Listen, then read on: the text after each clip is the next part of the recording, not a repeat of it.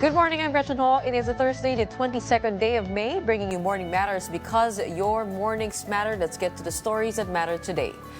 President Bongbong Marcos's peace initiative is not limited to the Dutertes. That's according to Malacanang. Palace Press Officer Claire Castro also noted that the president will neither bend nor break the law for reconciliation.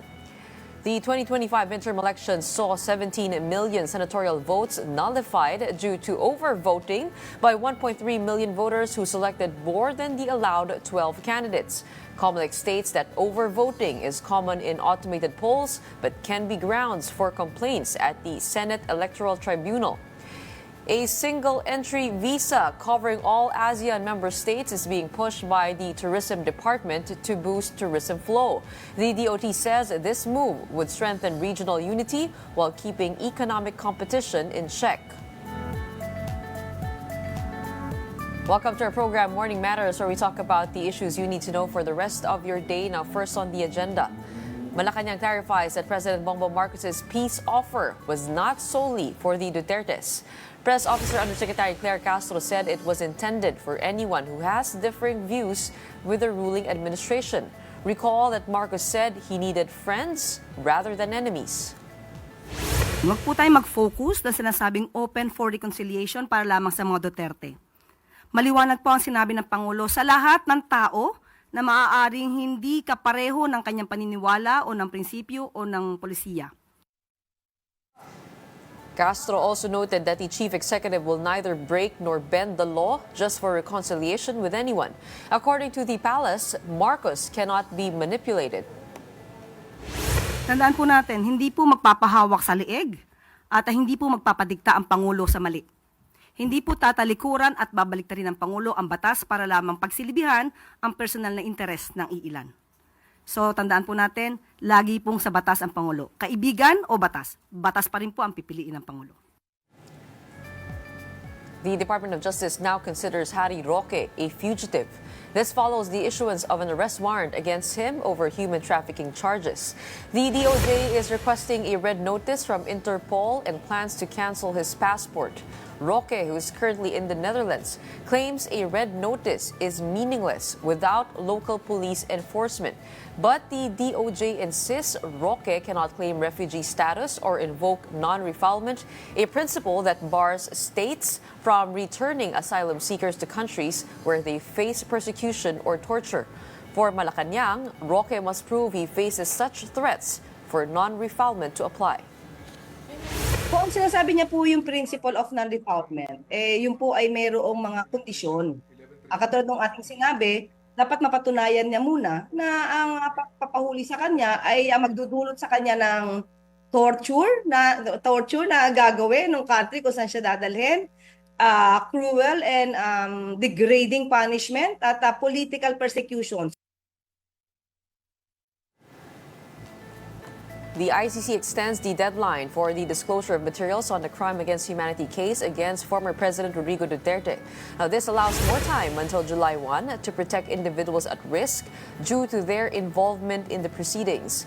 The prosecution also requested an extension for the final deadline to apply for withholding witness identities until June 20. The court also instructed the prosecution to submit requests concerning redactions or non-disclosure of witness identities by June 16. President Bongbong Marcos has asked all cabinet secretaries to submit courtesy resignations, saying it's time to realign government with the people's expectations and focus on results after the recent elections. Don't go away. We'll be back with more stories right after a short break.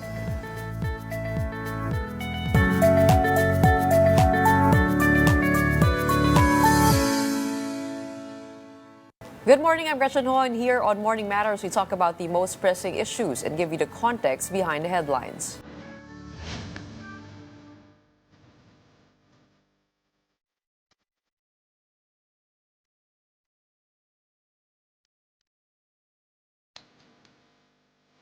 The Department of Public Works and Highways plans to raise the load limit on Juanico Bridge by year-end. Currently, only vehicles up to 3 tons are allowed to pass through the bridge. Repairs on critical sections are underway to safely accommodate heavier vehicles. DPWH is also looking into alternate routes to ease traffic flow. Samar Province was earlier placed under a state of emergency. This allows the provincial government to mobilize funds in response to the disruption caused by the bridge's ongoing rehabilitation. And to discuss that, we have Undersecretary Ariel Nepomuceno from the Office of Civil Defense. Welcome to Morning Matters. Good morning, ma'am. Good morning to your viewers. Okay, government has identified structural weaknesses in this 53-year-old bridge. How bad is the condition, and when did you start monitoring this? According to the official report of the DPWH, the concrete strength or the strength of the concrete structure of the bridge is now only 20 to 30% of its original strength. Ibig sabihin, delikado na talaga 20 yan. to 30% na lang po natitira. Of the concrete structures, of course, there are steel works and there are 2 major beams that are already damaged. So, in terms of safety, definitely, it would be risky if we will if they will still allow the usual traffic. Before, the traffic is like 14,000 plus vehicles a day are passing through the bridge. So, kailangan talagang i-control na yan. This is the reason why it became really urgent to lower the traffic, meaning yung mga malalaking trucks, those that will, as you mentioned, those that will be exceeding 3 tons of load, meaning the weight of the vehicle plus the load should be not more than 3 tons. Since when has this been flagged? They have done an initial evaluation last year and then early this year. Because of this is also the call of course, President Bongbong and To the check OCD. everything. Yes, After what happened, you know? early last year we were already campaigning Sabi that all structures should be prepared for earthquakes. Oh, okay. So, in that context, the DPWH supported everyone's call, actually, not only OCD's call, to be more aggressive in checking all the critical Buti na lang po structures. pala, ano? Yes. So, ang pinaka-vulnerable po doon, correct me if I'm wrong, it's the base, kung saan po dumadaan yung mga sasakyan. Kasi yung concrete eh. Yes. Plus, actually, yung take-off point, yung between the land and the bridge, yung mismong connecting point. And then yung base mismo, dahil concrete yun. And they've seen talagang corroded na rin yung mismong steel plus yung concrete works doon. Yung dating, yung shape no, na nagbago na yun. Okay. Because of course, ang first, napakatagal niya. It was inaugurated 1974. So, ang tagal na niyan. Then, Also the engineering, of course, outdated. yes, plus pag gas, yung tubig dagat, malakas talaga mag-cause ng corrosion, nagiging talaga yung mga bakal niyan. Okay. The OCD has formed or will serve as a lead agency Yes. for the San Juanico Task Group. What is the OCD's role specifically? We've divided the roles into two main functions. For the DPWH, of course, they will handle the repair of the bridge. Sa amin naman, all others other than repairs, meaning coordination, mobilization of the necessary resources from the other agencies also. Meaning kami sa OCD, DSWD, nandun din ang DOH, and more importantly yung LGUs. So we organize them to make sure that everything will be covered, especially the expected negative impact on the livelihood. Particularly yung pagtaas ng presyo ng mga bilihin dyan, including yung gasolina. Kasi talagang yung Samar is fully dependent on goods coming from the mainland, especially from Tacloban by land. So, wag lang pagsasamantalaan yung pagtaas ng presyo, but yun yung binabantayan natin. As of now, yung 3 tons, what does that encompass? Of course, the smaller cars, the normal Yes, cars. Are people allowed to walk through the bridge? No. Bawal na, ma'am, yung Bawal maglalakad na sa tao. bridge. Oh, Bawal dati na yung... pwede. Yes. Okay. Kasi parang tourist spot yan eh. Bawal na sila, pati yung nagbabike. Kasi baka bumagal yung traffic. Kasi yung 3 tons, kasabay niyan, yung limit ng 3 tons, Has to be continuous flow. Yes, oo. Okay. Hindi, then meron yung interval between cars, like minimum of 3 seconds And each. who is managing the traffic? Tinutulungan kami ng PNP, of course. Sila yung main namin dyan, partner. OCD is overseeing the entire efforts. How about ambulances? Are they covered by the 3 tons? Because as you mentioned, kasama dito ang DOH at isa sa mga Yes. bagay na hindi nakakapasok ay yung medical supplies. Basta wag lalampas talaga ng 3 tons dahil delikado. So if the ambulances will Pag not more than, exceed, oo. pag more than, hindi Okay. rin po pwede. Let's talk delikado. about diversion. Where is everybody passing through now? All those beyond 3 tons? May na-identify doon. It's in Basay sa Samar side. But it will be open 11 a.m. this morning. Hindi siya kinayang buksan. Pero ito, ano lang to ma'am, Roro. Walang alternate land route dyan. So talagang Roro. And then we're looking for additional alternate routes ng Roro. Meaning, hindi lang isang port yung lalandingan sa Basay, Samar. So we have to identify 2 more para mas hindi naman magkaroon Pag ng Roro congestion. po, gaano katagal naman po ang biyahe? Additional 8 to 9 hours. Ay, Yes. mahaba. Mahaba. Pero pag kinumpute naman, again, if we will relate this to the possibility of magkaroon ng temporary spike of prices, hindi naman dapat talaga maging dahilan yan. It should not really directly cause the temporary spike. Because if you compute the cost of 1 truck of goods passing through using Roro, spread out mo naman yun sa, let's say, 20 tons of goods inside, dapat hindi naman talaga mapagsamantalahan yung the Pero fact that nagtataas daw po ng presyo itong mga hindi pa ho Roro ngayon, but providers. we are looking at that with the help of course, the Department of Agriculture, DTI, of course, LGUs nakabantay din. We're considering providing, if necessary, the possibility of subsidizing some costs so that to lessen the impact of those temporary Yusek, spikes. paano po kung pagtag-ulan na? Yes, oo. Ang context, ma'am, tama tag-ulan na actually. In fact, itong Intertropical Convergence Zone does not only affect Mindanao, hanggang Region 8. Region 8 itong Samar ano yan, it's very challenging, ma'am. And Samar is always, the entire Region 8. Doon po pumapasok yung bagyo. Yes, at usually silang heavily devastated ng bagyo. So, naghahanda rin lahat. Hopefully... Ano po kaya, kung sakasakaling hindi po makatawid yung Roro, what is the alternative solution? Talaga we just have to use Roro, ma'am. Walang Wala alternative talaga. yan Talagang, Even through roads. big wala islands sila. talaga. Wala na, ma'am. There's another bridge that has yet to be constructed parallel with the Juanico Bridge. Pero nasa ano pa lang yan detailed engineering stage. So it will take, mabilis yan sa 3 years, 4 years. And Matagal this pa is yan. the bridge that has been announced by Secretary Manny Bonoan. Is Yes. that correct? Matagal It pa yan. will not be just a temporary bridge. It will run parallel. I'm not sure if this is the same, but Okay. there's another major bridge being planned to be constructed similar to Juanico Bridge. Pero detailed engineering stage pa lang yun. So this means in the short term, we will be fully dependent on The Roros. Yes, Roros. Sea vessels lang.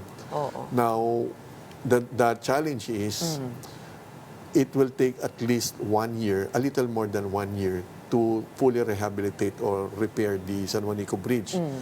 Yun ay pag total closure. If talaga isasarado 100%, but we cannot do that, mahirap. So, the better option is partial closure like what's being done now. Pag partial closure naman, it's a little more than 2 years bago matapos. So, talagang malaking challenge yan sa Samar. Speaking of prices, no, Samar has already declared a state of emergency to be able to cope with this. Ano po yung mga binabantayan po natin on that end? Ma'am, i-clarify ko lang. There are two mechanisms that the government can always use. Inuna lang yung state of emergency, which would cover primarily yung possibility na kailangan ng crowd control, yung discipline sa area. The state of emergency is the primary tool. It has been used by Western Samar for this purpose. It was declared few days back. But the entire region is now considering using the declaration of state of calamity. May konting difference yun. With the declaration of state of calamity, it will allow the LGUs, including the national government agencies, to be able to using a different mode of procurement, emergency procurement, to help the region. Kasi magpo-focus pag state of calamity, magpo-focus sa relief efforts pag kinakailangan. Yun nga, paano pag dumating pa yung bagyo. So when do we prepared. expect the whole region to declare that state of calamity? Meron na silang resolution for that. So kailangan na ng formal approval anytime. It's region-wide. In all regions of the Philippines, the chairman of the Regional Disaster Coordinating Council is the OCD. So pinapa-approve yan with the other members of the council. Except sa Metro Manila, dito chairman kasi is MMDA. And of course sa BARM, sa Mindanao. But so in this case, we are waiting for the formal approval of the resolution proposed to for release, this. it's also to release emergency funds. Yes. Or calamity funds. Calamity funds. Calamity funds. Mas malaki po yun. Yes. Okay. Pati mga bus. Bawal sila eh. Pero ito po kasi ay, actually, nasakyan ko kasi yung bus from Manila to Davao. Doon kami dumaan sa San Juanico.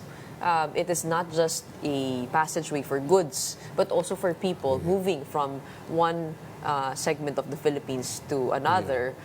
Paano po yun? I mean, Mabigat ano pong advice po ninyo sa mga nagbabalak bumiyahe? Yun nga. So, yung manggagaling from Mindanao, talagang Roro, they have to plan their route. Gaano papunta. kataga yung extension of the days that they're going to have to pour in to traveling? Yun nga, madadagdagan niya ng 8 to 9 hours. If Possibly more? Yes, pag may pila. Now, yung mga taga-Samar naman mismo, if they will take yung flight using airplanes, sinabihan namin sila, wag na sila maglanding sa Tacloban side. Kasi hindi sila makakatawid ng San Juanico that easily. Okay. So magland na sila sa Katarman dapat ang flight nila to be spared from the Meron po ba nasa inconvenience. stranded na mga pasero Sa na hindi ngayon, alam yung ma'am, wala gagawin? na masyado. Wala pa. Unlike the first day kasi Okay. nagkaroon ng adjustments yung communities. Kailan po nagsimula itong partial closure? Sunday, pero no Saturday, sinisimulan Sunday na natin yan. Yung talagang full operations this Sunday. Although no Saturday afternoon, sinimula na yung rerouting. Okay, And then okay. pinigil na yung mga big trucks. Okay. Medyo malaki po talagang impact, ano? Malaki, ma'am, talagang again, the entire Samar region, western, northern, eastern Samar yan. How about the Talagang, fuel supplies? You talked about it a while ago. Yes. How crucial is that link? Malaking and bagay, nagkaroon ma'am. po ng contingency, ano? Parang kumuha po yung mga taga-Samar mula sa Bicol sa ngayon. Yeah. What do you expect? Well, we've personally coordinated with some of the big suppliers like I can mention Petron, for example. Gumagawa na rin sila ng paraan kasi yung kanilang lorries lalampas ng 3 tons yan and they will definitely not be allowed to use San Juanico Bridge. So gumawa na rin sila ng mga contingency plans nila and they're now implementing that. But they need to use yung Roro route pa rin. Siyempre, pag ganun po, ay yun nga po, magtataas din ng Yes. cost yun. So everybody should still brace for higher Yes. prices. Binabantayan na rin ng DOE, tumutulong ng DOE. Dapat nga wag magkaroon ng... But is it possible to freeze the prices under state of calamity? Yes? Yes. In fact, tama yun, ma'am. Nag-declare na doon ng price freeze Okay. for 15 days. And then on fuel, including yung LPG, for example. Yung 11 kilogram LPG gasoline, may price freeze for 15 days. And then, of course, after 15 days, titingnan ko ano yung situation nila. This can be extended pag kinakailangan. Okay. And then, how about the medical supplies? Paano naman po agapan yun? Because we know that medical conditions, I mean, time is so crucial. Yung medical supplies, mas madali-daling i-transport yun, ma'am. Oo. Unlike the gasoline, talagang minimum isang lorry truck Yes. yan. Pero yung medical supplies, medicines, Maagapan naman. yes, Maagapan kaya naman. ng DOH yan. And that has been anticipated. Okay, this new bridge will start construction 2020. According to the DPWH, they can start almost immediately the repair as long as they'll have the amount of like 300 to 500 million pesos, which is not included in their GAA. So we're now exploring the possibility of using the disaster funds, Office of the President yan. Of course, we will support that. So pag nakuha na nila yun, then they can immediately already start the job. Okay, but the new bridge, which will run parallel to the San Juanico Bridge, is already financed by the Japanese government. Is that correct? And have you seen the design? What does it look like? We do know that San Juanico Bridge is iconic for the way, di ba, parang napaka-elegante ng pagkakakonstruct sa kanya. Hindi ko pa nakita yung mismong design, Oo, ma'am. wala But pa, I suppose wala pa. Oo. dapat yan medyo at par with what we have. Magaganda naman yung design sa'yo, but I haven't seen particular this new bridge to be And who constructed. will be constructing that? Meron bang private, Is Pag it kasi PPP Japanese also? funded yan, I'm So not yun na sure yun, of the source fully. of funding. Okay. Usually it's Japanese companies. So if Japanese funded yan, I'm not so sure about it. Let's go to another topic, which you have always been in the headlines of, earthquake, I mean the big one. Preparing for that, how are we doing in that end? The narrative has changed. The government itself has already explained that we have to catch up with the different levels of preparations, meaning it's not an easy yes that we are prepared or not prepared.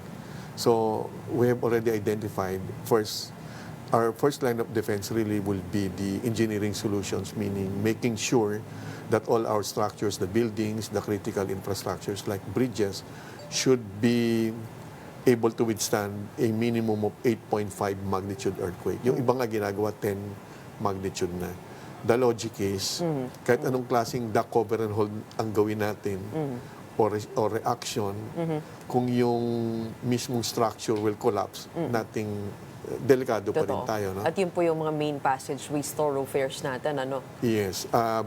Skyways, MRTs, dapat yan. Chine-check na ho naman lahat yan. How about building codes? Have they been updated already? It's in the process of now being further updated. I-amend na rin yan. But then again, dapat talaga yung first line of defense, bawal na sa no-build zone, yung mga landslide-prone area and liquefaction-prone area, dapat talaga Pero parang bawal marami na. pa rin pong nagtatayo dun sa may mga fault Yes. line natin, I mean, kung makikita mo, like dun pa lang sa may Marikina fault, Yes, ma'am. We expected may that nagtatayo before. ng Yes, ma'am. subdivision. And to begin with, ma'am, di ba, merong, according to a study in 2004, there are at least like 2 million plus structures that are on top and immediately dun sa 5 meters, within 5 meters to the left and right of the fault system. At hindi lang naman NCR yung fault system that runs from Bulacan, NCR, all the way down to Laguna. So, kailangan nating maabisuhan yung mga Yes. mga Pwede tao naman lang nakatira doon. gamitin talaga, ma'am. There are tools already like the hazardhunter.ph. Our residents can go directly to that. They'll check their specific addresses.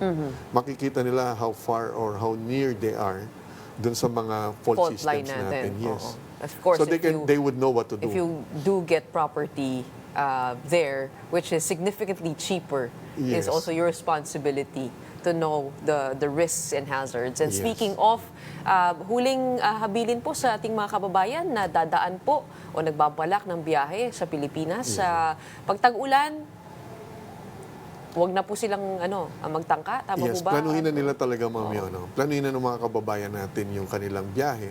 Pagpupunta sila sa Samar or pabalik ng Tacloban, the alternate route talaga ngayon is using Roro lang muna talaga. But those vehicles that are, yung usual, yung kotse lang naman or malilit na vehicles, pwede naman dumaan yun, ma'am. Wala namang problema. Yung mga nagfi-Philippine Loop. Yes, Dami po nun. magplano muna. Oo, if time is of the essence, you better stay away from that area and find alternative routes. In the meantime, we do wish you the best and the Office of the Civil Defense. A tough challenge ahead, but it's good that we're being prepared now and not Yes, ma'am. reacting to disaster. Maraming salamat. We have Undersecretary Ariel Nepomuceno joining us from the Office of the Civil Defense. Don't go away. More matters to discuss right after the break. Keep it here on One News.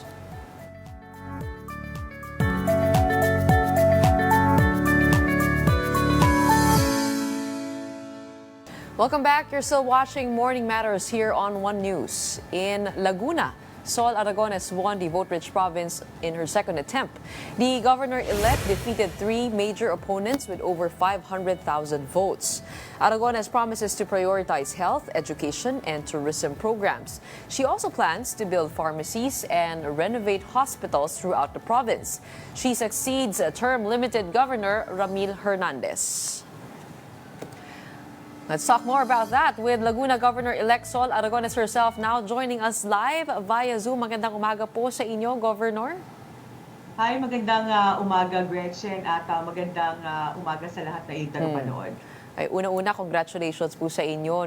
Naalala ko po noong 2022, kayo po ay tumakbo, pero medyo nahuli ang desisyon. Naging 8 months left to go before the elections, and you lost by 250,000 votes, but you also garnered more than 600,000. What were your learnings back then that you believe contributed to your success in the 2025 midterm elections?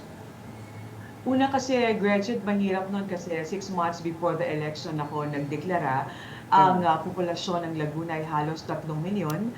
Merong 2.1 milyon na mga botante. Mahirap kapag hindi ka nakapag-organize ng mga tao, ng mga leaders. But this time, mas mahaba ang panahon na nakapaghanda ako. Mas malinaw ang programa, mas malinaw ang mensahe. Hindi lang basta nakinig ng tao, nakababa at nakaikot ako para sa iba't ibang programa. Okay. Gaano kainit po ba yung laban dyan sa Laguna? No? Give us an idea, a picture. Of course, apart from Governor Hernandez, there's also Dan Fernandez who was running for governor. Maugong din po ang kanyang pangalan dahil sa mga hearings na nakikita po natin siya. Tell us a little bit more about the landscape of politics over there. Mahirap yung naging laban ko, Gretchen, dahil mga incumbent yung nakalaban ko. 2 congressman at isang vice governor. Pero maganda lang dito, tahimik naman ang labanan. Naglaban lang kami sa issues, bagamat may mga lumabas din na ilang mga fake news na naging biktima talaga ako ng fake news nitong labanang ito. Ginagamit yung AI para kunwari nagsasalita ako na hindi ko naman mga sinasabi. No? Pero bilang mamamahayag, hindi tayo nagkibit-balikat para payagan lang ang mga fake news na ito agad nating itinama at na naging maayos naman yung resulta. Okay. Kayo po ba ay nag-alala? Kasi nga, ito nga si, for example, si Congressman Dan Fernandez, backed siya by the administration. Meron po siya makinarya. Tapos yung incumbent nga po, heading into the race, ano po ang naging palagay ninyo sa laban? Kinabahan ako dito sa laban na ito. Maraming sleepless nights na talagang nakakakaba lalo't incumbent yung mga kalaban mo. Pero sabi ko nga, parang eyes on the prize, parang nakafocus ka lang dun sa laban mo. Talagang halos 3 years umiikot ako sa pamamagitan ng Akay ni Sol Party List na tumulong din sa akin, nakaikot kami. Iba't ibang sektor ang naging prioridad, ang PWD, ang senior citizen, ang solo parents. At bumaba talaga tayo sa tao dahil alam naman natin na kulang ako sa makinarya, kulang sa resources, pero dinaan ko sa sipag at pagpapaliwanag sa mga tao na ito talagang advokasya ko magkaroon ng maayos na ospital. Ang lalawigan ng Laguna, meron kasi kami, Gretchen, na 9 district hospitals na nasa ilalim ng probinsya ng Laguna. At itong pangunahin nating naging advokasya, kumpletong gamot, kumpleto ang kagamitan, isang environment na mabait sa mga tao kasi sabi ko, pagbabawal ko ang matataray na empleyado ng ospital, pero hindi lang para sa mga pasyente dahil aalabin ko rin yung mga pangailangan ng mga health workers kung bakit ba minsan nagtataray ay dahil may kulang at importante rin alamin kung ano yung mga pangailangan nila para isang ospital na kakampi ang pasyente, kakampi rin ang mga health workers. Okay. Governor, no, marami po ang nagtataka rin po, no, kung itong kaba po ninyo ang nagdala po sa inyo para itaas ang kamay ni Congressman Rodante Marcoleta sa isang rally. Siyempre, alam po natin na tayo galing ng ABS-CBN noon, may mga tumaas yung kilay. Ano po ba ang kwento doon? Naunawaan natin, Gretchen, yun, pero gusto ko ikwento ang totoong nangyari doon. Grand rally ko yun. Lahat ng mga senador na nagpahayag na nais nilang sumampa doon sa stage ay pinapayagan naman natin. Basta, ang usapan namin, wala akong kulay na titingnan, walang political affiliation. Basta pag nanalo sila, ang hinihiling ko lang, tulungan ako na magkaroon ng maayos na ospital ng lalawigan ng Laguna. Kung makikita nyo, although hindi na nakita doon sa mga report, yung iba, andun bumati rin si Senator Aquino sa pamamagitan ng video. May independent, si Ben Tulfo, Senator Francis Tolentino na taga-Alianza, and Senator Pia Cayetano, may Senator Amy Marcos. Iba-iba talaga. Iba-iba yung nandun. Naunawaan ko, Gretchen, yung naging damdamin ng ating mga kasamahan, ano? Pero nais ko rin paliwanag na nung panahon ng kailangan ng ABS, talagang buong pusong inilaban ko to dahil sukdulang mawala ang lahat. Pero hindi ko kayang talikuran ang institusyon na tumulong sa akin, kumbaga tumulong sa pamilya ko. Ayan, iahon ko sila sa hirap. Hindi ko makakalimutan yun. Kaya tinayuan ko talaga ang ABS-CBN. Pero ang sa akin, ang panibagong laban ko ay laban na manalo na governor ng Laguna para matupad ko yung pangarap ko na maayos na ospital para sa kanila na yun din ang kahilingan nila. So, sabi ko sana humihingi ako ng pangunawa sa mga kasamahan natin na ang labang ito hindi na laban ni Sol. Laban ito ng mga taga-Laguna at ito yung inilalaban ko ngayon.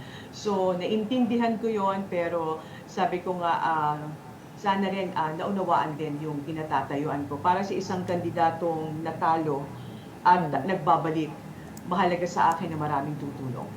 Hindi naman po maikakaila na marami pong nasaktan doon. Ang sabi nga po ng isa sa mga leaders ng newsroom, even in politics, there are lines you do not cross.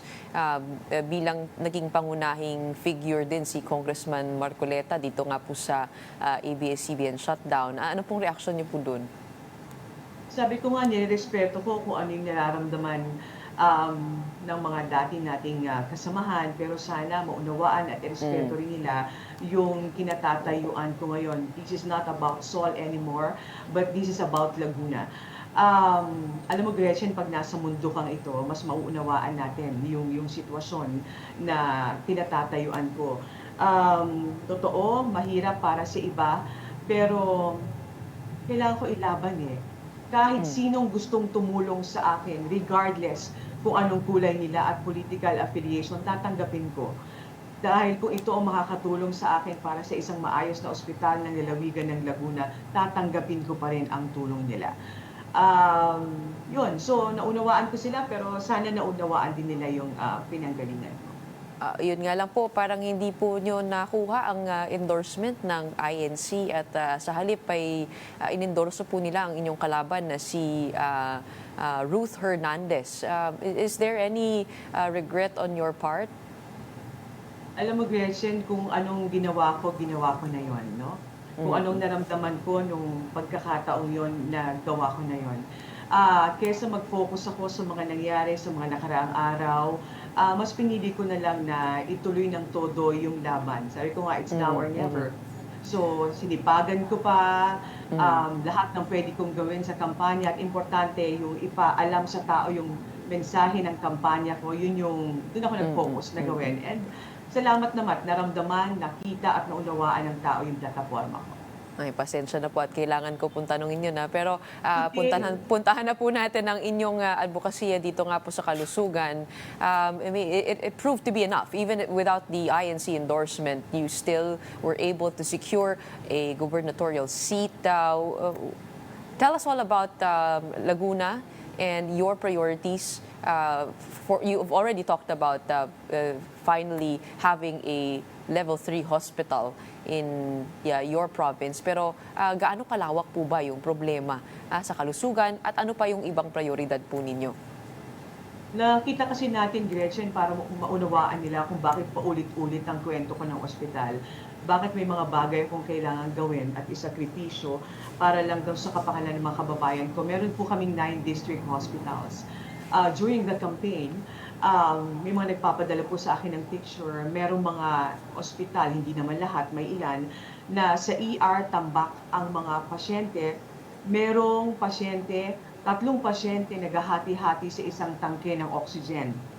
Meron din po na tinubuhan na yung pasyente pero dahil kulang sa kagamitan at kulang sa pasilidad, nagtitiis na lamang yung natubuhan na pasyente sa ER. Merong stroke patient na PWD nakaupo lang sa wheelchair sa loob ng 3 araw nasa ER dahil kulang ang pasilidad. Ito yung mga dahilan kung bakit kailangan ng ayusin yung 9 na district hospitals ng lalawigan ng Laguna, kulang sa gamot, kulang sa pasilidad, pero hindi ko pwedeng panoorin lang ito. I have to do something. Kaya kinakailangan na magkaroon ng maraming tutulong. Hindi kaya ng probinsya alone kinakailangan ng tulong ng national para maisaayos yung matagal na nilang tiniis na kalagayan dito sa mga pampublikong ospital. Bukod pa dyan, of course, yung education natin, meron akong scholar ni Sol kahit ang grado ay palakol, kung saan gusto natin bigyan ng chance yung mga bata na mababa ang marka pero hindi lahat naman mahina yung ulo nila. Ang marami rin sa kanila, walang pamasahe, walang pambaon, walang pambayad sa project. Sabi ko, bigyan natin ng isang pagkakataon, 1 taon lang, na mabigyan ng scholarship. Pero dapat sa susunod na taon, mataas na ang marka nila. Para sa isang pamilya na mahirap, may mag-aahon sa kanila. Pangatlo, gusto natin mabilis yung pagtulong sa mga kababayan natin. Walang masyadong requirements. Pang-apat, ayusin ang turismo ng Laguna. Dahil ang 24 municipalities, 6 cities ng Laguna ay puno ng kwento ng turismo. Dahil sa training din natin noong nakaraang kongreso sa huling termino ko bilang chairman ng Committee on Tourism, kinakailangan maayos ang turismo dahil kapag may turismo, may hanap buhay ang tao, mapapag-aral ang anak. Dahil ang long-term plan natin dito, Gretchen, dumating ang araw ang mga tao hindi na kailangan umasa sa politiko, pero kaya nilang tumayo sa sarili ng paa. Okay. Marami na may po kayong plano. Pero ito pong hospital, kailan po kaya maaaring asahan yan? Gaano katagal pong ang prediction po ninyo for the construction phase? Ang uunahin kasi natin, Gretchen, ngayon yung pagtatayo ng butika sa 24 municipalities, 6 cities kung saan mabibigay tayo ng libreng maintenance na gamot. Ito yung uunahin natin at mas madaling gawin muna sa ngayon dahil papasok syempre ako doon sa kalagitnaan ng budget ng probinsya. Pagkatapos nito, aayusin natin yung mga pampublikong ospital. Sabi ko, hindi ito overnight sa mga kababayan natin, but I'm sure willing to wait sila para doon sa pagbabago na gagawin natin. Okay. Sa gitna ng ito, nasaan po ang PhilHealth? Sorry? Nasaan po ang PhilHealth? I mean, where do they fit in the equation? Ang PhilHealth naman, patuloy na mapapakinabangan sa mga pampublikong ospital, no? Makakatulong ito sa pagbawas doon sa bill. Tapos kapag balak din kasi natin yung dialysis center ipatayo, malaking bagay ito dahil merong plan sa PhilHealth na hindi ko sure kung 11 or 12 na sessions para sa dialysis patient na libre. So marami ang pwedeng ibawas o itulong ng PhilHealth para sa pangkalusugan ng mga kababayan natin. Pero yung pamimigay po ng mga maintenance, no, wala. Meron po ba sa kanilang provision na saklaw yun? O talagang kinakailangan pang amendahan? Oh. Sa pamimigay ng libreng maintenance na gamot, meron namang allocation dyan sa provincial budget. So, pwede nating magamit yon sa pamimigay ng libreng maintenance na gamot habang may sarili namang programa yung Akay ni Sol na magbibigay din ng libreng maintenance na gamot sa pagsisimula na inaayos pa yung budget din ng Kapitolyo at maaaring magpatuloy pa din. Okay. Yung Akay ni Sol ay isa na rin pong political party. Tell us more about that and how it evolved into what it is now. And Kayo po bilang isang politiko, nasaan po kayo sa spectrum, no? Kayo po ay isang independent po ba? Ang aking national political party, ang kauna-unahang political party ng Laguna, anak ito ng Laguna. Meron kami mga miyembro, majority coming from Laguna and then NCR and Region 3, ano. So, independent siya, no? Independent yung party na ito. Actually, natuwa kami kasi dumami din yung mga miyembro namin at patuloy na ipagpapatuloy yung pag-recruit namin ng members nito, hindi lamang sa Laguna, kundi sa iba't ibang bahagi ng bansa. Ang unang advocacy nito, nagsimula ito sa advocacy sa mga PWD talaga. So, ito yung dahilan kung bakit nagbibigay kami ng wheelchair, tungkol, supply, at iba-ibang devices para sa mga PWD na bagamat hindi pinalad yung Akay ni Sol Party List ay magpapatuloy naman yung pagtulong sa abot na aming makakaya. Okay. Meron pong mga may maagam-agam, no, dito po sa pamimigay ng ayuda. How do we go beyond just distributing dole-outs into actual reforms into the political system that can be more longer lasting? Kesa po ay umasa po, no, sa politiko ang mga tao. Actually, Gretchen, nakakatulong din naman talaga itong mga ayuda. Tingin ko, kinakailangan talagang humanap lang ng guidelines kung paano ito, pag binigay mo sa tao, hindi siya band-aid solution, kundi magagamit nila ito sa mas mahabang panahon. Ang bala kasi natin dito, ang priority natin din para sa ayuda ay mabigyan ng gagamiting puhunan panghanap buhay. No? So kapag binigay mo ito sa kanila panghanap buhay, lalagyan mo ng guidelines, kailangan mo ma-monitor yan kung talagang nagamit nila, ano yung success rate, para yung ibinigay mo, pang matagalan nilang magagamit talagang panghanap buhay. I think yun yung una naming priority para sa mga ayuda na ibibigay pang livelihood. Okay, congratulations po muli sa inyong matagumpay na run for Governor of Laguna, and all the best, no, to everything that you've planned out. Simula pa lang po ng paglalakbay at ng hamon na yan, ng tunay na laban. Okay, maraming salamat. We have Laguna Governor-elect Sol Aragones joining us on Morning Matters today. Thank you, Gretchen. 17 million senatorial votes were not counted in the 2025 elections due to overvoting. This comes from about 1.3 million overvoters who selected more than 12 candidates for senator. COMELEC says overvoting is common in automated elections but can be used to file complaints at the Senate Electoral Tribunal. Some losing candidates backed by former President Duterte are pushing for a manual recount. The poll body, however, maintains there are no reported discrepancies between ballot images and election results. Tingnan niyo po, bakit po hindi naging malaking issue noong 2022?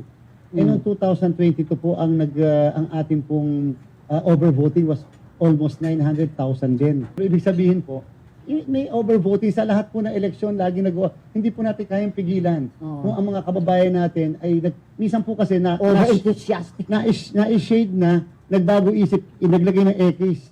Kasi po nagbago isip, pero yung nga po touch move po kasi. Stay tuned. Morning Matters will be right back right after a short break.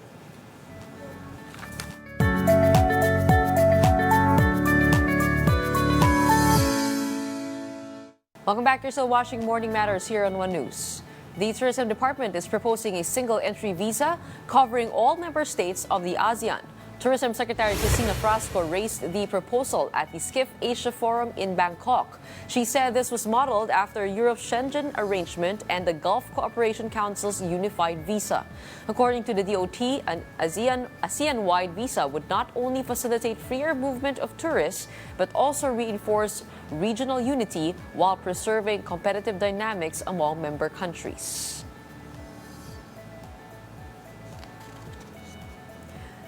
Risa Ontiveros says she is open to becoming the standard bearer of the opposition bloc for the 2028 presidential elections. Here is the report.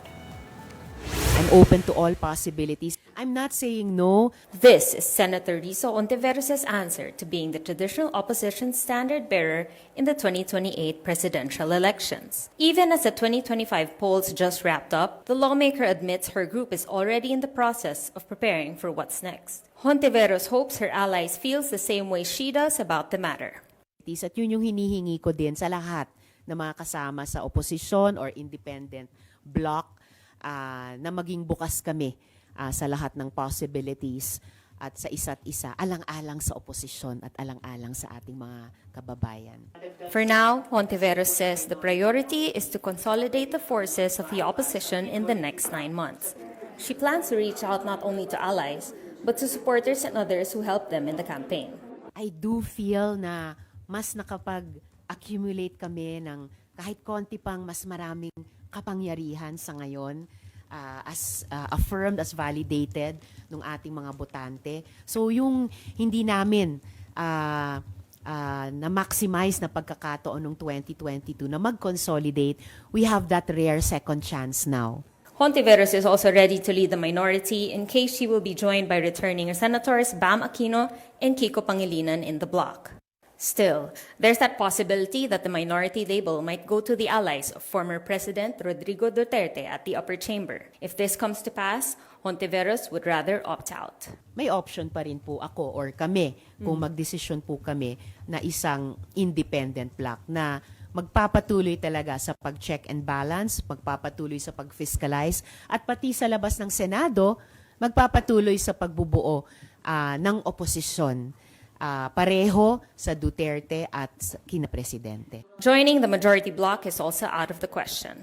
Importanteng manatiling consistent na hindi sumali sa majority, lalo na kung hindi naman ako kaalyado ng administrasyon, at mag-provide ng alternative pole or center of gravity. What if her allies vote a different way when it comes to the impeachment trial of Vice President Sara Duterte? Hontiveros says, no problem, no hard feelings.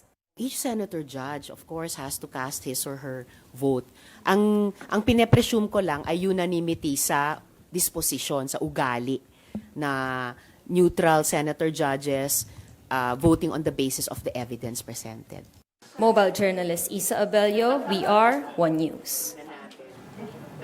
We talked about the ASEAN visa earlier this morning. Let's discuss that further with Tourism Secretary Cristina Frasco, now joining us via Zoom. Good morning. Welcome to Morning Matters. Hello, Gretchen. Good morning. Maayong bunta. Hi, Secretary, tell us all about the ASEAN visa. How different is this already from the framework agreement of the ASEAN on visa exemption? Who thought about this proposal? Gretchen, the ASEAN visa was asked as a question during the SCIFT forum that I attended in Bangkok. And the question was framed in a manner that had indicated that nations are now expressing interest in terms of supporting the ASEAN visas. It has been talked about for a while. And my answer was that the Philippines has been quite supportive of this idea, recognizing the opportunities for countries in the ASEAN to come together, consolidate our unparalleled natural assets, our unforgettable cultural and heritage experiences, and of course the warmth of the ASEAN peoples as a force, an economic force for tourism to provide jobs to our peoples, and as a force for good, to bridge divides and to foster cultural understanding. This position we have taken consistently in the ASEAN meetings that we have attended, and we're hopeful that it will again come up in the ASEAN meetings here in the Philippines. Of course, within the confines of the ASEAN region, we are not required to get visas amongst each other's nations, but for those visa-required countries coming to our respective nations, what the ASEAN visa would provide is the convenience of simply obtaining one visa to be able to visit one jurisdiction to another. On the side of the Philippines, we view this as a way to gain advantage, especially with our geographical disadvantage of being an archipelagic nation that requires 99% of our international visitors to come in via air travel. And so with the ASEAN visa, we anticipate that the hurdles of coming into the country can be allayed by the convenience of just obtaining one to visit the entire region. We are also working very closely with Thailand, specifically for our formalized partnership on the two countries, one destination, recognizing their successes in terms of ushering in the numbers of tourists, and of course also the Philippines' successes in terms of quality tourism, our excellence in hospitality, and our diversified cultural tourism experiences. Tama po kayo, no? Hindi po tulad ng ibang bansa, katulad ng Laos and Cambodia, you can go in via land travel. So I do understand the geographical challenges of the Philippines. But there are fears that an ASEAN visa might strengthen criminal activity within the region, also risk national security. That was brought up by former immigration chief and Cagayan de Oro Representative Rufus Rodriguez. And sinabi po niya na this will allow Chinese tourists who are actually spies to get ASEAN visas in Chinese client states like Cambodia and Laos. Now, even the liberal visa granted by Thailand to Chinese citizens to come to the Philippines, and they will automatically be admitted under the ASEAN visa scheme. What do you say to that? First, Congressman Rufus Rodriguez is one whom I deeply respect and admire, and he has been very supportive of our initiatives in the Department of Tourism. Any effort to open up one's borders to international travel, of course, comes with both risks as well as rewards. As far as rewards go, international tourism brings in so much to our economy, 760 billion pesos to be exact in 2024. It employs over 16 million Filipinos as a composite of domestic and international tourism and a host of other benefits. On the aspect of risks, there are, of course, geopolitical risks, there are security risks, but none of these should be sacrificed in terms of our opening up to the country. And that is why, for us, the putting up of an ASEAN visa should not in any way compromise national security. And so we trust that our intelligence agencies, our immigration, as well as our international border patrol, law enforcement will ensure that the only people that they will allow into the country are those that are legitimate tourists, as that is whom the Department of Tourism wishes to attract and not any other international visitors. Well, if ever, who will be the governing body in charge of enforcing that visa? Meron po bang at what stage is that proposal in? Is it just an idea, or is there actual movement to making that happen and turn into reality? My understanding is that this conversation has been on the table for quite some time. With that, I'm not aware of any resolutions that have been passed to formalize the ASEAN visa, nor of any guidelines that have indicated exactly which would be the governing body. So if I am able to come to more information after the ASEAN meetings next year, I'll be sure to provide updates. Okay, Secretary, let's go to our tourism numbers. So what's the update on that? Last year in 2024, we missed the target of 7.7 million international visitor arrivals. The Philippines achieved 5.6 million. How about for 2025? What are the targets and how are we doing right now? Gretchen, in 2024, the Philippines received over 5.9 million international visitors.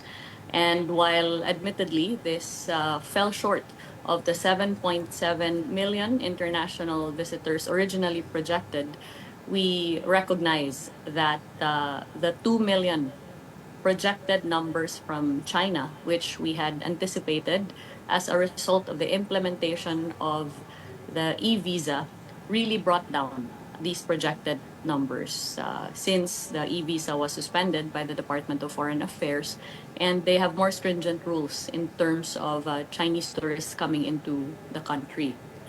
That being said, while the warm bodies that came into the country were lower than what was projected, certainly the tourism spending coming out of the 5.9 million international visitors allowed us to exceed our targets for 2024 in terms of international visitor receipts. As a matter of fact, having received 760 billion pesos from international visitors allowed for the Philippines to recover at a rate of 126% from our pandemic numbers. What is the consequence of exceeding our targets for visitor receipts and reaching this historic number for the country? The consequence is more jobs, more livelihood, more employment for the Filipino people. According to the Philippine Statistics Authority, at its peak, tourism employed 16.4 million Filipinos in 2024. Taking into account seasonality and other such factors, the labor force survey indicated that it did not go below over 9 million. These numbers would indicate that our recalibration of Philippine tourism into a destination that is multidimensional, diversified, as well as gives value to quality and sustainable tourism is resulting in a Philippine tourism experience that is providing low impact yet high value to our tourists as well as to our destinations. And most importantly, employing as many Filipinos as we can and as many as there have been as far as historic tourism data is concerned. Well, Secretary, I feel like there's a lot to talk about initiatives of the Department of Tourism, but we don't have a lot of time on the show. It's already 9 o'clock. Maybe next time we can talk about the other initiatives of the Department of Tourism. But before we go, I'd just like to ask for your reaction on the President asking all cabinet secretaries to submit their courtesy resignations today, saying that it is time to realign government with the people's expectations and focus on results after the recent elections. What are your reactions to that, and will you be submitting yours? Well, we all serve at the pleasure of the President, and it is a privilege to serve our nation in the interest of accountability and transparency. We await, of course, the official advice from the Executive Secretary, and we would be, I myself, am ready to present the courtesy resignation, knowing that the transformation we have given to the tourism industry is one that has employed millions of Filipinos, contributed a lot to our nation, and has led to the transformation of the Philippines into a destination to love. Did this surprise you? Did this announcement from the President? I'm learning about this as you are, and we are in continued collaboration with our fellow government agencies to make sure that the work goes on, as that is our top priority, to make sure that we fulfill the duties that have been mandated of us. Okay, maraming salamat po for your time today, and we hope to dig in deeper into the work of the Department of Tourism. But that's it for this morning. Maraming salamat for joining us today to talk about your work and more over at the DOT. We have Tourism Secretary Cristina Frasco joining us this morning. Salamat. And that wraps up today's episode of Morning Matters. We hope we've given you the right start to your morning. Let's go ahead and make the day matter. My name is Gretchen Ho. We are One News, all sides, all the time.